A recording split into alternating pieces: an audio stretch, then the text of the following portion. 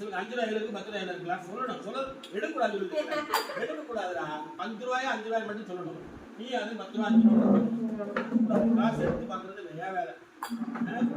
சரியா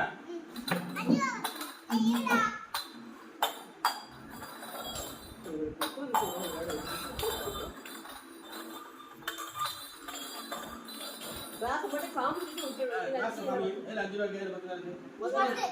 இது 10 ஓகே இது 5 ரூபாய் 10 ரூபாய் இது 5 ரூபாய் 10 ரூபாய் நான் ஒண்ணா சொன்னேன் நான் சொல்லிட்டேன் இந்த மூணுல எது சொன்னேன் நீ என்ன சொல்ற நான் 10 ன்னு சொன்னேன் இது 10 ரூபாய் நீ சொல்லு ஏய் 5 இது 5 ரூபாயா சரி வேற ரெண்டு காசு இருக்குலடா இன்னும் 5 ரூபாய் இருக்கு 5 ரூபாய் நீ சொல்லு 2 ரூபாய் அவருக்கு அவுட்